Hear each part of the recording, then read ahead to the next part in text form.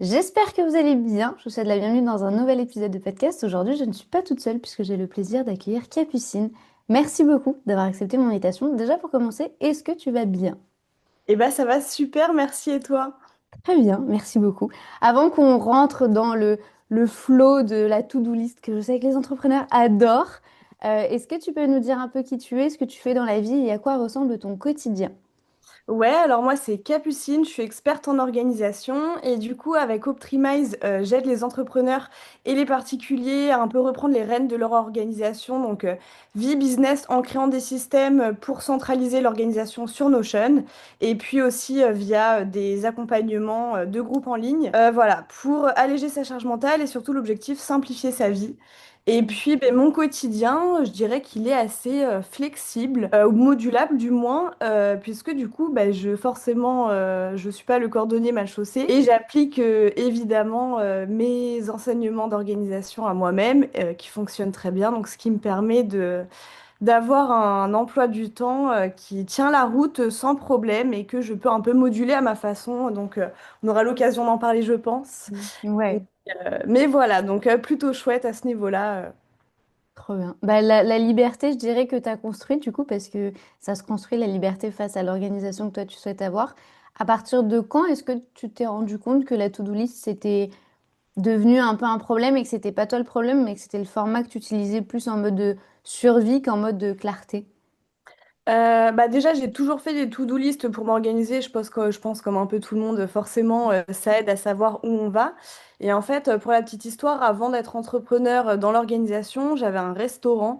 Et donc, bah forcément, la to-do list m'aidait beaucoup à savoir comment gérer toutes les responsabilités. Et j'avais beau, en fait, mettre en place un Notion, un système d'organisation hyper clair. En fait, je venais jamais à bout de ma to-do list. Ça me stressait énormément. Mm.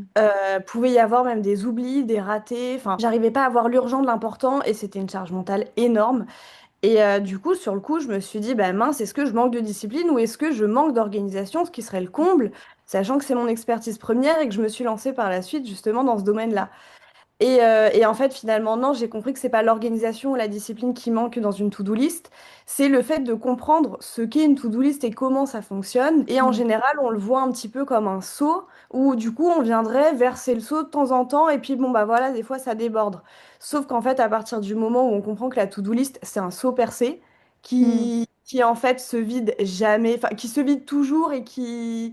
Enfin voilà, en fait, on comprend que il y a une autre manière de l'aborder, il y a une autre manière de voir les choses et là ça change tout et là ça allège le quotidien enfin, d'un poids énorme quoi. Et ça a Ça te été le cas. donnait, ça te donnait la sensation de d'être en échec, parce que du coup tu dis que c'est un seau percé, donc en fait c'est un seau qui se vide constamment, mais qui du coup se remplit aussi constamment. En fait on est tout le temps en flux tendu. Est-ce que comme à la fin des jours de tes journées, tu avais la sensation de te dire mais en fait j'ai rien fait ou je suis naze en fait, genre j'avance pas? Ah bah, complètement, et je pense que je suis pas la seule dans ce cas-là à avoir Mm. l'impression de travailler beaucoup, d'avoir fait beaucoup de choses dans la journée, et pourtant à la fin de la journée de se dire, mais qu'est-ce que j'ai fait aujourd'hui?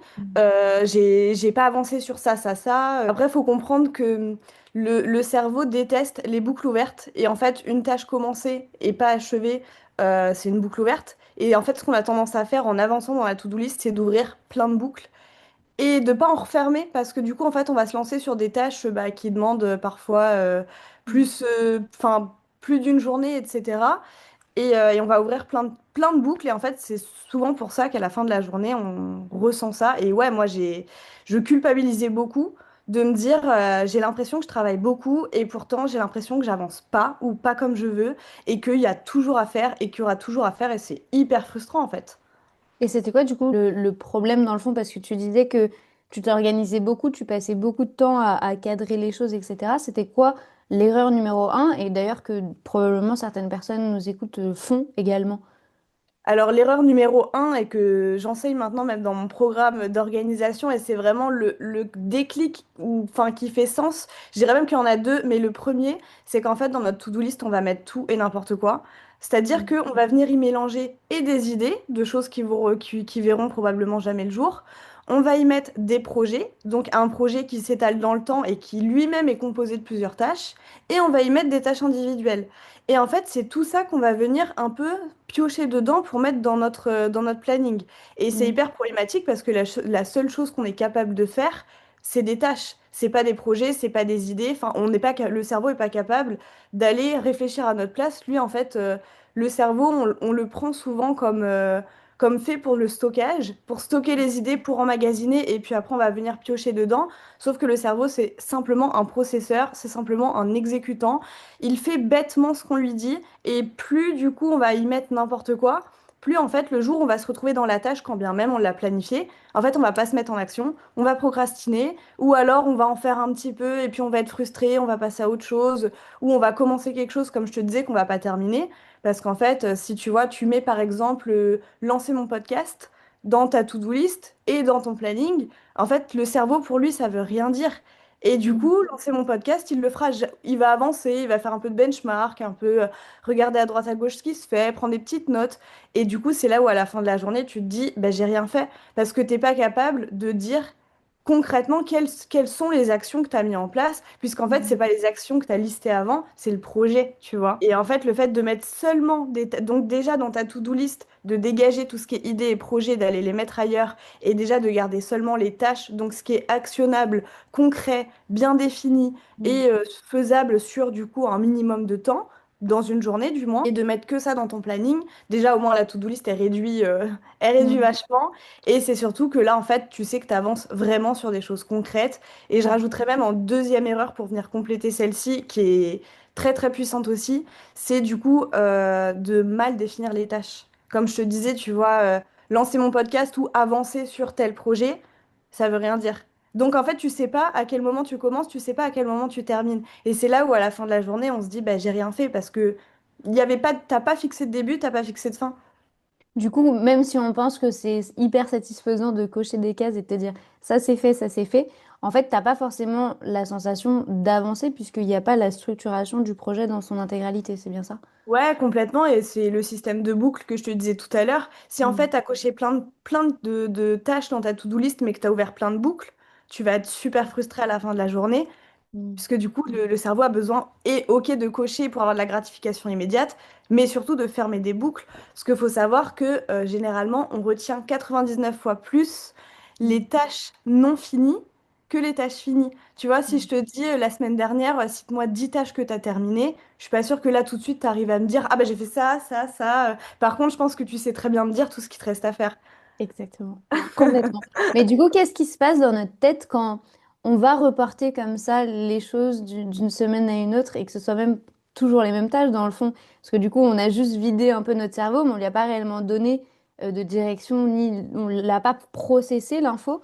Qu'est-ce qui va se passer? Est-ce que c'est on va vouloir baisser les bras? Est-ce que c'est de la colère, de la frustration? Ou à l'inverse, est-ce que c'est de la motivation? Ça m'étonnerait, mais est-ce que d'une certaine manière, ça nous motive aussi? De repousser les tâches. Ouais. Bah, je pense que sentiment humain et inné, ce serait justement de culpabiliser et de se dire tout de suite, encore de revenir comme un peu à la fin de la journée, de se dire, ah bah j'ai pas réussi à faire ce que je voulais faire dans le temps imparti. Pourtant, j'ai mis de la volonté, j'ai planifié, mais ça a pas tenu. Donc je pense que déjà c'est culpabilisant. Mais en fait, je pense surtout qu'il faut le prendre comme un bon signal d'alarme, justement pour se dire, bah tiens, si ça, j'ai pas réussi à le faire cette semaine et que je le mets à la semaine prochaine, c'est peut-être un bon moyen de me dire, bon bah je remets le focus, qu'est-ce qui s'est passé justement? Mm. Est-ce que finalement, ça se trouve, c'était peut-être pas si prioritaire que ça? Et en fait, c'est pour ça qu'à chaque fois, on le mettait au second plan et qu'on est venu piocher dans notre to-do list des choses qui nous paraissaient plus urgentes. Est-ce qu'on a vraiment envie de le faire, ce truc-là? Est-ce que c'est plus pour répondre à quelque chose mais qui vient pas de nous? En fait, vraiment se questionner sur pourquoi on a repoussé cette tâche. Ou ça peut être très bien être aussi, je me suis super organisée, je me suis mis des tâches tous les jours, elles sont bien définies, etc. Mais peut-être qu'il y en avait trop aussi. Et peut-être que Mm. du coup, on n'a pas eu le temps de tout faire. Donc vraiment, c'est de se dire pourquoi cette tâche n'a pas été réalisée, de questionner le truc et de se dire, voilà, enfin, c'est justement un bon signal d'alarme plutôt que de se jeter la pierre, de se dire, bon bah, ok, maintenant je comprends mieux, je ferai pas l'erreur la prochaine fois, etc. Et il faut savoir que ça m'arrive, même moi qui suis bah, très organisée, qui a un bon planning qui tient la route aujourd'hui et qui l'enseigne aujourd'hui, je reporte beaucoup. Alors par contre, je reporte très rarement d'une semaine à une autre. Mais Ok. dans mon planning du lundi au dimanche, je switch énormément mes tâches. Ok. Et c'est dû à quoi? C'est dû au changement de priorité, au changement d'urgence? Comment est-ce que tu arrives à l'interpréter, ces changements? Parce que, mine de rien, c'est vrai que quand on arrive, par exemple, le dimanche soir ou le vendredi ou même le lundi matin, on aime bien, tu vois, programmer toute la semaine. Et c'est vrai que c'est un sentiment que moi-même j'ai aussi. Quand je dois changer certaines choses dans mon calendrier, j'ai un peu cette sensation d'échec de me dire, bah merde, en fait, j'ai mal anticipé ou je me suis mal organisée. Alors que dans le fond, en fait, c'est juste la vie. La vie fait qu'il y a tellement d'imprévus qu'on est obligé de s'ajuster. Comment est-ce que toi, tu arrives à interpréter ces ajustements et à les accepter en fait de la meilleure manière dans ton quotidien? Eh ben, tu l'as très bien dit toi-même, en fait, c'est la vie, justement, et la vie est faite d'imprévus, la vie est faite d'urgences pas prévues non plus, la vie est faite de... Enfin voilà, en fait, par contre, je recommande à 100% d'organiser chaque semaine, moi-même je le fais, et ça, c'est vraiment super pour savoir où on va, ce qu'on a à faire, et avancer vraiment correctement. Ça, Mhm. vraiment, je le recommande à 1000%. Par contre, ce que je recommande pas, et enfin plus du coup, puisque même moi avant je programmais voilà du lundi au dimanche, enfin du lundi au vendredi pour travailler avec bah, du coup des tâches dans une journée, des blocs de travail, etc. Donc c'est très bien. Sauf qu'en fait, même comme ça, même en mettant moins de tâches, même en les définissant super bien, même en tout ça, et bien comme tu dis, en fait, il y a la vie, il y a des imprévus, il y a des fois on a la flemme, il y a des fois on est malade, notre énergie elle n'est pas toujours constante. Et en fait, le gros problème, c'est qu'on va faire notre planning comme si notre énergie elle était tout le temps la même, comme si notre vie elle était toujours la même, comme si les imprévus n'existaient pas. Et du coup, au moindre couac, il y a tout qui s'effondre. Et en fait, bah, comme on avait tout planifié tout bien, il n'y a pas la place de remettre la tâche qu'on n'a pas pu faire à un autre moment. C'est là où on va la mettre à la semaine d'après. Et du coup, c'est super frustrant parce qu'on avait fait un super planning. Et du coup, en fait, juste d'accepter que la vie est faite d'imprévus, Mhm. de baisse aussi, de variation d'énergie. Et ben en fait, c'est ce qui permet que, alors maintenant, j'allège beaucoup plus mon emploi du temps. Ok.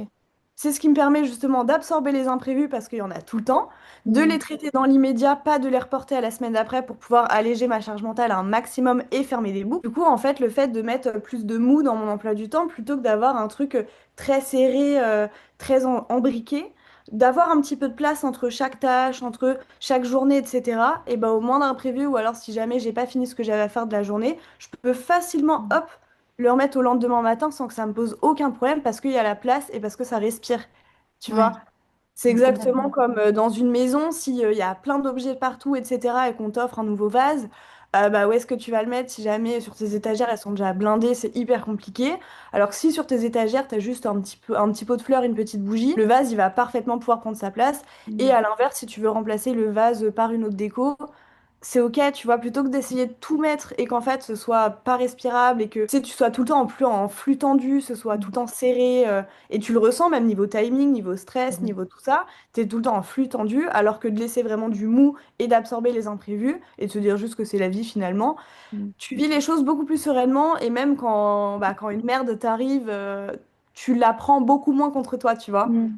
Complètement. Parce que du coup, tu crées de l'espace aussi sur un imprévu qui, d'une manière ou d'une autre, arrivera. Moi, c'est vrai qu'avant, tu vois, j'avais tendance dans mon planning à mettre que mes tâches professionnelles. Donc, j'avais les réunions, j'avais ben, mes projets, ce que je devais, ce sur quoi je devais avancer, etc. Et à chaque fois que mes proches me disaient, Marine, tu sais qu'il faut que tu prennes du temps pour toi, à chaque fois, je leur disais, mais j'ai pas le temps. Je fais comment? Je peux pas.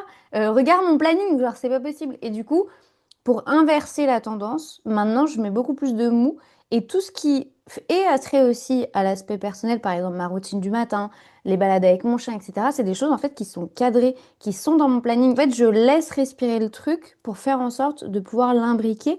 Mais c'est vrai que au début, j'ai eu pas mal de difficultés à différencier le fait d'être productive d'être juste occupée.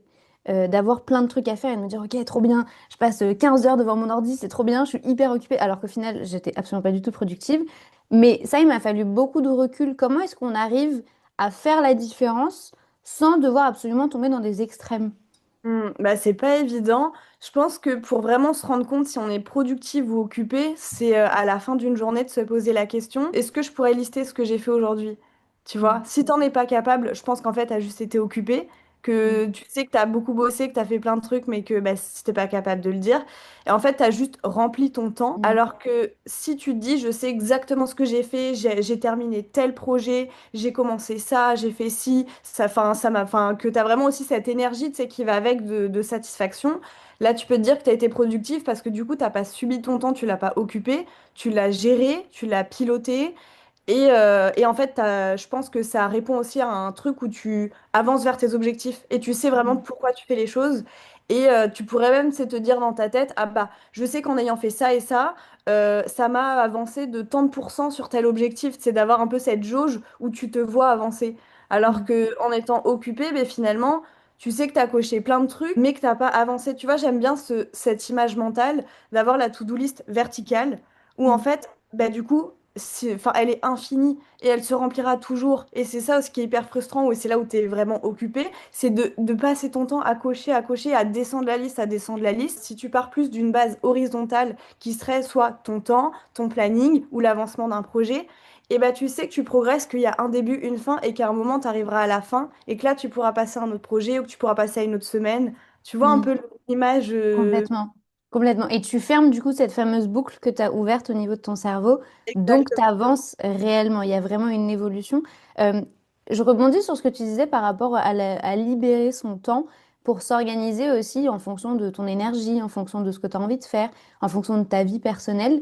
C'est vrai que nous, on parle très souvent et que à des entrepreneurs qui peuvent sentir de la culpabilité de ne pas travailler sur leur business, ça m'est aussi arrivé, donc c'est pour ça que je me permets de toucher le sujet, d'avoir la sensation de, bah, on est, je sais pas, jeudi après-midi, au lieu d'être en train de travailler comme je devrais être en train de travailler, bah, je vais au ciné avec des copines, ou je vais boire un café, ou je déjeune dehors et après je vais faire du shopping. Comment est-ce que tu fais pour dépasser cette culpabilité si toi t'en as eu? Et comment faire pour accepter qu'en final, en fait, c'est notre normalité à nous sans culpabiliser, en fait, sans se dire il faut absolument que tu travailles du lundi au vendredi de 9h à 18h parce que c'est comme ça que la société voudrait que ce soit. Ouais, bah, je veux pas dire que je suis totalement sortie de ça, mais j'y travaille beaucoup et je sais à quel point c'est important et que ça change la donne.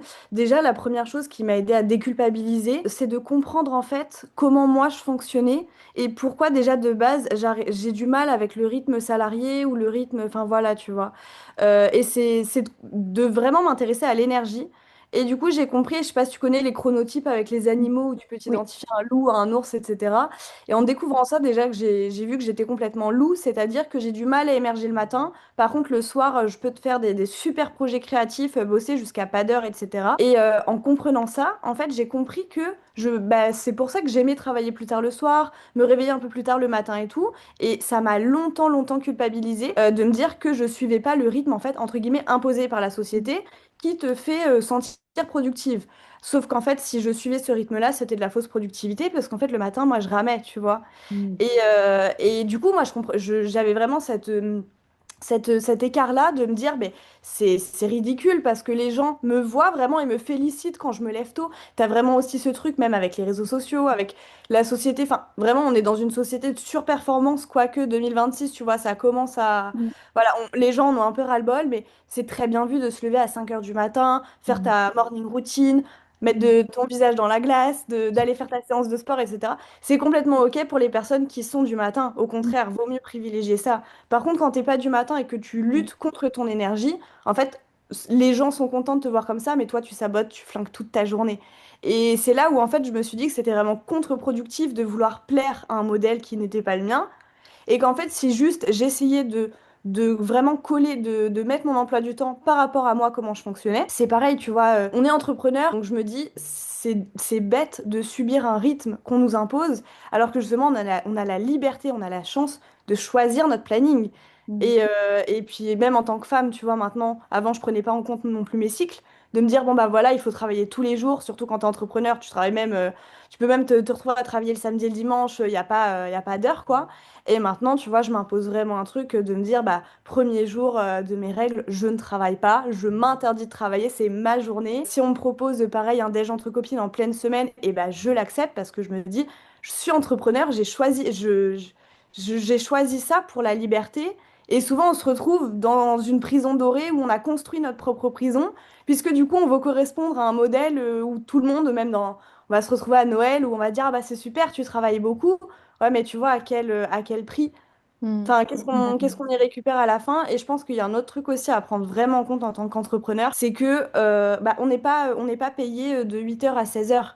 Mm. On est payé à la livraison d'un produit, d'un résultat, etc. Mais que pour que ce résultat soit valorisé et qu'on puisse voilà, en vivre correctement et se dégager aussi une liberté et financière et mentale, je pense qu'il faut comprendre que notre énergie, ça fait partie de notre travail, tu vois. Que même, Complètement. tu vois de plus en plus d'entrepreneurs d'ailleurs vraiment se programmer des massages, des séances de sport, etc. en se disant, c'est dans ma culture d'entrepreneur, tu vois, ça fait partie de mon travail de prendre soin de moi, puisque pour que je sois performante pour les autres, je dois d'abord, moi, être bien, quoi. Ça résonne très fort puisque l'une des phrases principales de mon business, c'est prendre soin de soi, c'est prendre soin de son business. Mais parce que je suis arrivée aussi, tu vois, à un stade où, en fait, je me suis cramée. J'avais Ouais. un rythme, je me dis, même moi, avec le recul, je sais même pas comment je l'ai tenu aussi longtemps. C'était inhumain. Mais parce que je voulais absolument montrer que je pouvais y arriver, que je voulais prouver aussi à moi-même, mais aussi aux autres, que c'était possible, que c'était et du coup, bah, en fait, j'ouvrais à peine un œil, j'avais déjà mon ordi qui était ouvert et il n'y avait plus de place pour rien. Et c'était du 8h, minuit, 1h du mat. Alors oui, j'ai très bien gagné ma vie, mais à quel prix? Aujourd'hui, tu vois, il y a un rythme aussi qui... En fait, je trouve qu'il y a une réalité aussi de temps, effort et le résultat qu'on obtient aussi Complètement. en termes d'organisation. On a beaucoup tapé sur le dos de la to-do parce que autant toi et autant moi, pour le coup, c'est pas du tout un format qu'on utilise en termes d'organisation, enfin plus, parce que du coup, on l'a toutes les deux utilisé. Quelle est aujourd'hui ton organisation? Comment est-ce que tu t'organises? Parce que c'est vrai que sur Internet, il y a tellement d'outils, il y a tellement de trucs, que au final, tu as l'impression de faire et d'être productive et de t'organiser, mais au final, tu es en train de te disperser entre mille et une choses. Quel est, toi, ton processus en interne aujourd'hui? Moi, du coup, mon processus en interne, la première chose déjà vraiment pour alléger mon cerveau et savoir où je vais et retrouver de la clarté, enfin, pour moi, c'est vraiment une priorité qui est sous-estimée. C'est que, tu vois, comme tu dis, on va vouloir aller dans la production tout de suite, dans la productivité, on va se lancer tout de suite, sans même prendre le temps de faire une pause et de se dire, OK, où est-ce que je vais? Dans quelle direction? Qu'est-ce que je mets en place? Enfin, vraiment de savoir où on va et pas d'être un exécutant, mais d'être au pilote de notre avion. Bah, très souvent, je fais un vide-cerveau, donc je vide tout ce qu'il y a dans ma... Donc maintenant, évidemment, j'ai mis ça dans un Notion qui est structuré, qui est automatisé, etc. Mais juste le fait de vider son cerveau, tout ce qu'on a en tête, que ce soit la liste de courses, le pro, le perso, la séance de sport, pas oublier d'appeler mamie pour son anniversaire, vraiment, tu vois, tout ce que tu as en tête qui te prend de la charge mentale et qui t'empêche justement d'avoir un processeur qui fonctionne correctement et qui va te paralyser quand tu vas réaliser tes tâches. Il faut du coup laisser de la place. Donc, on va dire que si je ressens un trop-plein mental, je le fais, ou sinon, je le fais juste avant de planifier ma semaine, donc une fois la semaine à peu près. Ce qui me permet déjà de sortir les choses, de voir beaucoup plus clair de l'extérieur, parce que là, j'ai retrouvé la clarté mentale pour analyser sur support de l'extérieur ce que j'ai noté. Là, du coup, je vais venir, tu vois, classer idées, projets, tâches, mais après, une fois que tu as l'habitude de faire ça, finalement, tu vois, ton cerveau, il fait beaucoup plus le filtre. Il va pas tout absorber comme avant, et ça, c'est super intéressant d'avoir ce petit switch-là, puisque du coup, tu vas pas, tous les projets, tu sais, c'est un peu comment ça s'appelle, le syndrome de l'objet brillant. Tu vas pas vouloir réaliser tous les projets, tu vas pas prendre toutes les idées comme super bonnes, parce que tu vas comprendre en fait que ça va paralyser justement ta to-do et ton planning. Donc, tu vas vraiment te concentrer, même inconsciemment, sur les choses qui méritent vraiment ton attention et ton énergie. Et du coup, ton cerveau vraiment fait ce filtre naturel au fur et à mesure. Et je te dis, ça fait gagner beaucoup de clarté, puisqu'après, t'as pas à faire ce tri constamment, à épurer constamment. Parce que tu vas faire vraiment un tri léger pour te permettre d'y voir plus clair et d'avancer. Donc, ça, c'est quand même intéressant. Après, voilà, je planifie chaque semaine. Chaque semaine, ce qui marche très bien aussi, c'est de fonctionner en bloc. Tu vois, comme on disait tout à l'heure, le fait d'avoir plein de tâches, d'avoir 15 tâches. Si en fait on a coché 7 sur 15, tu vas être frustré. Alors que si en fait tu t'es mis que, on va dire, 3 tâches dans la journée qui sont prioritaires et que le reste c'est du bonus, dans tous les cas tu seras satisfaite et dans tous les cas tu auras envie de recommencer le lendemain. Et même souvent, ça se trouve, tu en feras même plus que 15, puisque du coup tu as marché à la satisfaction, à la récompense, à la bonne dopamine pour le coup. Et pas à la frustration, à je suis en retard, faut que j'avance, tu vois, de faire vraiment l'effet inverse. Et voilà, après j'avance, et puis comme je te dis, je module vachement ma semaine en fonction de mon énergie. Si j'ai la flemme, si je suis beaucoup plus motivée, je vais aller me piocher, tu vois, les tâches du lendemain et Ok, finir plus tard. trop bien. Mais pour moi, l'objectif, c'est vraiment du lundi au dimanche, d'avoir fait ce que je me suis planifié. Et s'il y a des choses qui n'ont pas fonctionné, de questionner pourquoi ça n'a pas fonctionné, et puis d'ajuster de semaine en semaine jusqu'à en fait trouver la structure qui fonctionne vraiment pour toi. Et c'est Mm. pour ça que les méthodes qu'on va voir dans les livres, enfin sur les réseaux, sur des vidéos, etc. Le gros problème, c'est qu'on va te donner une méthode qui a fonctionné pour la personne qui l'a testée ou qui, voilà, qui partage la méthode. Sauf que la personne, c'est pas toi. Et Mm. en fait, on est tous différents et notre énergie, elle est toute différente et on fonctionne tous différemment et on a tous des contraintes différentes et on a tous plus ou moins des imprévus. Enfin, il y a énormément de facteurs qui rentrent en jeu pour qu'une méthode fonctionne pour tout le monde. C'est pas, enfin, pour moi, c'est pas possible. Tu vois, il y a forcément un loup, on nous a menti. Et de comprendre de vraiment qu'il faut, je dis pas que c'est pas bien, attention, on peut tester, et si ça fonctionne pour nous, au contraire, tant mieux, c'est que on était peut-être le même profil ou voilà. Mais c'est qu'il faut vraiment pas se culpabiliser en se disant que la méthode fonctionne pas pour nous, c'est de se dire, ok, cette méthode m'a l'air pas mal, mais comment je peux l'adapter pour qu'elle fonctionne vraiment pour moi? Ça peut être simplement juste de décaler l'heure du réveil à plus tôt ou plus tard, de terminer plus tôt ou plus tard. Si on te dit de faire quatre tâches, bah si toi tu préfères en faire quatre ou cinq, enfin tu vois. Il y a Mm. par exemple la méthode Pomodoro, je sais pas si tu connais Ouais. pour traquer son temps, qui dit que pour être focus, tu dois être focus 25 minutes, faire une pause, après faire ça 4 fois et après une longue pause de 30 minutes. Moi, je sais que typiquement, quand je suis en focus, je peux être en focus beaucoup plus que 25 minutes. Et du coup, c'est super frustrant de me dire, je dois m'arrêter alors qu'en fait, je peux encore Mm. donner et je dois casser cette cadence, c'est super frustrant. Mais du coup, moi, je le fais à l'inverse, tu vois. Je vais travailler beaucoup plus longtemps que 25 minutes. Par contre, après, je prends une vraie pause. Donc, tu vois, en fait, la méthode fonctionne, mais je l'adapte quand même à mon fonctionnement à moi. Et ça, Ouais. vraiment, faut se dire que c'est OK qu'on fonctionne pas comme tout le monde, qu'on est tous différents. Ça déculpabilise aussi, enfin, ça décharge la faute de se dire c'est pas nous qui avons un problème. Et enfin, tu vois, ça met un peu de distance de se dire, faut juste que j'arrive à comprendre comment moi je Mm. fonctionne pour que ce soit durable dans le temps et pas que ça me sabote, quoi. Que ce soit Complètement. Surtout mon que service et pas le contraire. Surtout que la méthode Pomodoro, on l'a beaucoup vue pendant un temps sur les réseaux avec tous les entrepreneurs qui s'organisaient de la sorte. Sauf que, comme toi, en fait, moi, je suis pas du tout un profil où je vais juste rester concentrée 25 minutes. En fait, moi, quand je rentre dans le truc, je C'est peux ça. peut-être rester 1, 2, 3 heures hyper Ouais. focus. Mais bon, après, mon cerveau, il a besoin juste de relâcher et je vais aller me balader, je vais faire autre chose et après, j'y reviendrai. Mais le faire comme ça par cycle, en fait, je pense qu'il y a une vraie connaissance de soi qui est nécessaire. Vraiment analyser comment vous fonctionnez plutôt que de regarder chez le voisin ou la voisine parce que ça vous fera pas avancer beaucoup plus vite. Quand tu parlais, c'est vrai qu'il y a une phrase qui m'est venue en tête parce que c'est vrai que en tant qu'entrepreneur et surtout là avec une tendance 2026 où les gens ont envie de travailler beaucoup moins et de gagner autant, voire peut-être plus, et d'avoir des systèmes où on se dit, ok, en fait là, j'en ai marre. Ça fait 3 ans que je cravache, 2 ans que je donne tout pour mon business. Là, j'aimerais bien créer des systèmes où, même si je suis pas là, ben, mon business, il peut tourner. Euh, mais il y a une phrase qui revient quand même régulièrement qui est ton temps, c'est de l'argent. Et quand on est entrepreneur, c'est vrai que moi, je vois chez les femmes que j'accompagne, elles passent beaucoup de temps, mais elles se rendent pas compte du temps qu'elles investissent au niveau de leurs tâches. Mm. Qu'est-ce que toi, tu penses de la fameuse phrase, ton temps, c'est de l'argent? Est-ce que c'est vrai? Est-ce que c'est une banalité?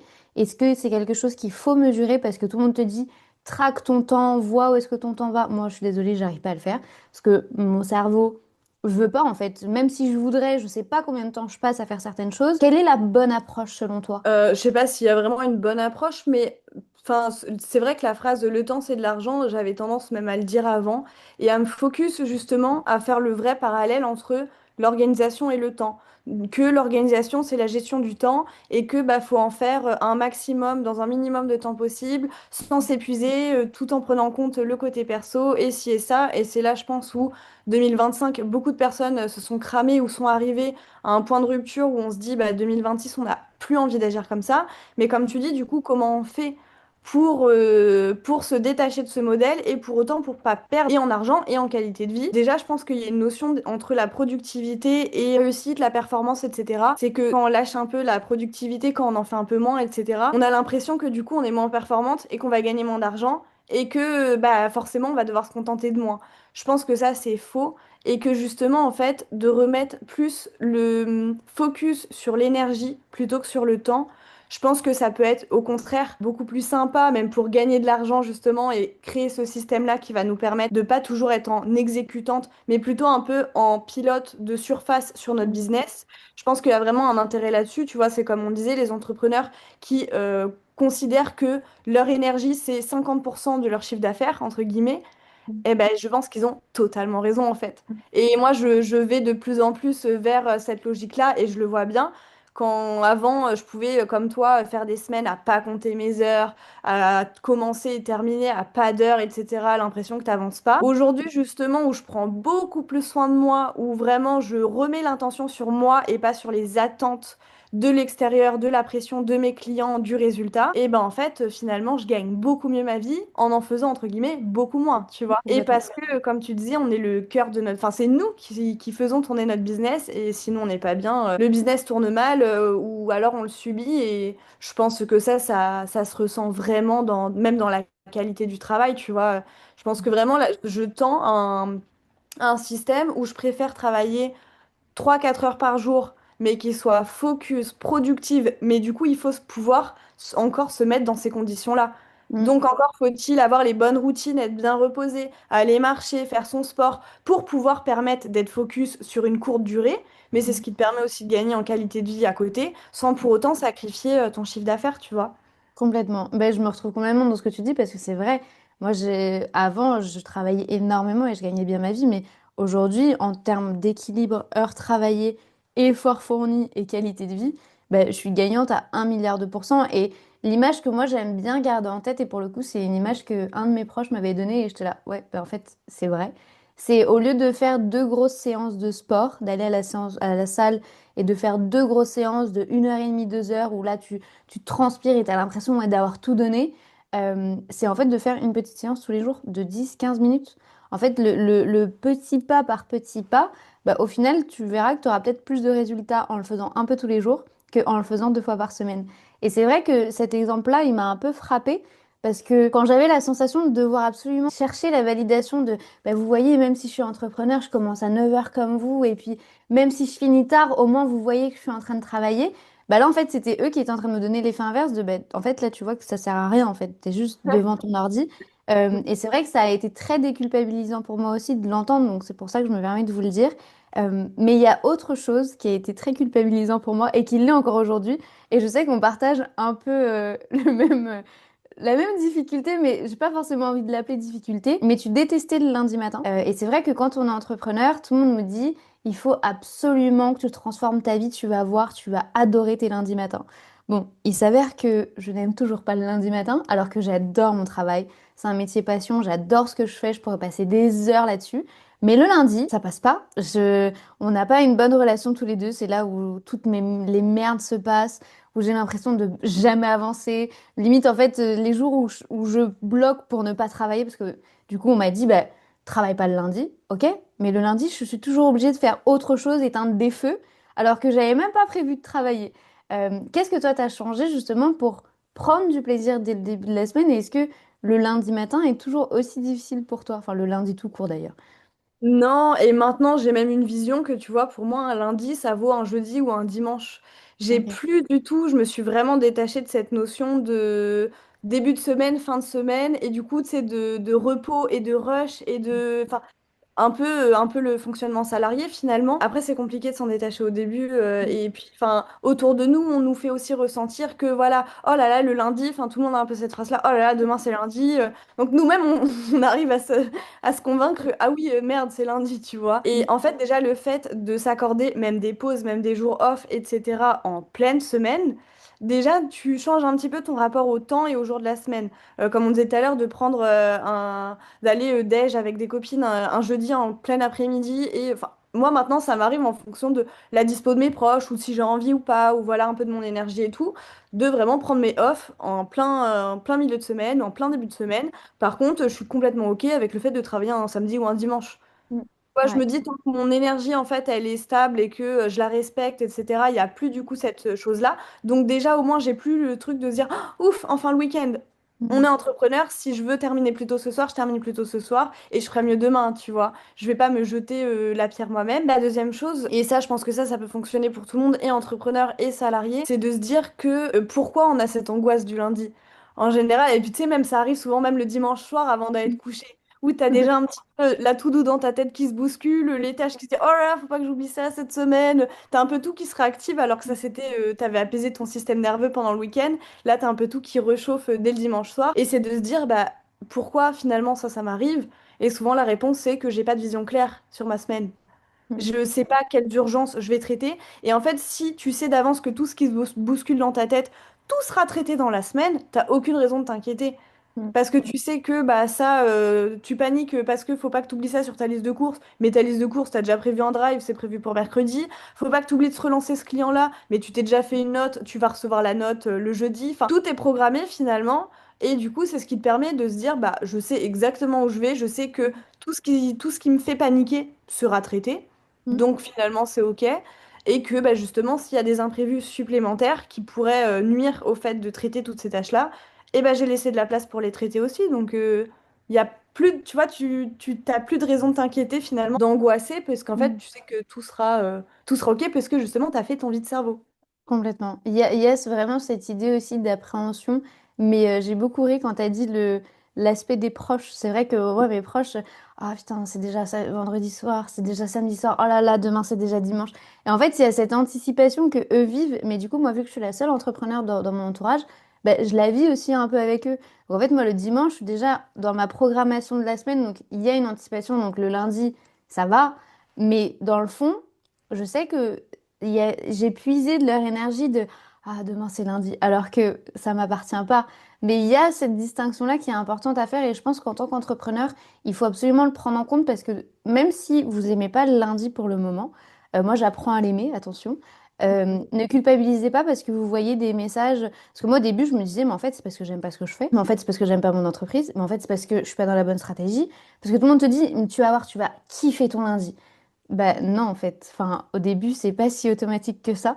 Donc c'est vrai que ça fait du bien de le déculpabiliser et de te dire bah, peut-être que c'est des choses qui ne nous appartiennent pas. Pour les personnes qui nous écoutent et qui ont l'habitude de la to-do, qu'est-ce que tu leur recommanderais en premier pas? Quelle est la première chose à faire? Ou même si vous n'utilisez pas la to-do, mais que vous avez la sensation de pas forcément être très organisé ou pas forcément avancer dans ce que vous êtes en train de mettre en place. Quelle est la première chose à regarder, la première chose à appliquer dans son quotidien? Bah, vraiment, la chose que je dirais, je pense toujours en premier lieu, c'est vider son cerveau. Que ce soit sur une note de téléphone, un papier, son Notion, n'importe. Mm. Vider son cerveau. Alors attention, la première fois qu'on le fait, si on l'a jamais fait, ça peut être très violent. Tu vois, mes élèves, la première fois qu'elles l'ont fait, elles pouvaient mettre 2 heures. Ah Donc, ouais. il faut pas s'inquiéter et en fait, on va venir tout noter sans tri, sans filtre, sans réfléchir à si c'est pertinent ou pas. Tout ce qu'on a en tête jusqu'à ce que notre tête soit complètement vide. Tout ce qui nous passe par la tête, tout ce qu'on ne doit pas oublier, les rendez-vous, enfin voilà, ce à quoi on doit penser, ce qui nous trotte, les idées, vraiment tout, pour retrouver justement cette clarté mentale qui va nous faciliter en fait cette structure d'organisation de l'extérieur et de se dire, Mm. OK, maintenant j'ai tout ça. J'ai vidé, ça fait du bien. Maintenant, qu'est-ce que je fais de cette tâche-là? Et Mm. de faire, comme je disais, la séparation des trois entre idées, projets, tâches. Les projets, on va venir les classer quelque part pour pouvoir les suivre méthodiquement. Les tâches, c'est ça et seulement ça qu'on va mettre dans le planning. Donc là, on va alléger notre planning en général d'un tiers ou de 2 tiers. Et puis les idées, bon bah soit je les supprime, soit pareil, je les mets dans un coin dédié pour. Et voilà, et en fait de faire cet exercice régulièrement pour retrouver justement la clarté mentale qui va nous permettre de prendre le recul sur ce qui se passe et au moins, dès qu'on a une nouvelle information qui arrive dans le cerveau, elle pourra être traitée beaucoup plus facilement plutôt que si on, c'était comme quand on refait la relation avec une maison en bordel. Bah en fait, quand tu dois aller chercher un papier spécifique alors que c'est le bordel partout, ça va être super compliqué. Que si ta maison elle est organisée, tu as une étagère avec une boîte, une étiquette, etc. Tu cherches pas midi à 14h, ton papier il se trouve là. Et le cerveau, c'est la même chose, c'est de se dire qu'il faut lui laisser l'espace pour réfléchir et que si on l'encombre de superflu, ça va être compliqué et on s'auto-sabote aussi. Donc vraiment, je pense que la première chose, c'est ça, c'est de vider son cerveau pour y voir plus clair. Et là, il y a aussi beaucoup de choses qui peuvent sauter aux yeux, de se dire, ah mais ça, en fait, par exemple, je le note chaque semaine et je le fais jamais. Pourquoi? Ah mais ça, en fait, c'est en bas de ma to-do list, alors que c'est hyper important de retrouver un peu la relation saine aux tâches et de leur attribuer une vraie valeur Mm. pour les réaliser, quoi. De toute façon, je vais vous mettre tous les liens que Capucine est en train d'évoquer dans les notes de cet épisode de podcast. Déjà, de un, allez voir son compte Instagram, parce que moi, quand je suis tombée sur ton contenu, je me suis dit, putain, pourquoi je suis pas tombée sur ça avant? J'aurais gagné beaucoup plus de temps et surtout, tu arrives à le déculpabiliser et à se dire, bon, bah, au final, il y a un système pour tout le monde. On est juste toutes différentes et il faut arrêter d'aller chercher un standard. Il n'y en a pas, voilà. Et il y a des techniques qui doivent s'adapter à chacune et à chacun. Donc, je vous mets de toute façon tous les liens dans les notes de cet épisode, comme ça, vous pourrez aller voir. Un énorme merci à toi, Capucine, pour ton temps, parce que je sais à quel point il est précieux. Donc, vraiment, merci beaucoup. Et moi, je te dis à très bientôt. Eh ben, merci à toi, c'était un plaisir et bah, à bientôt.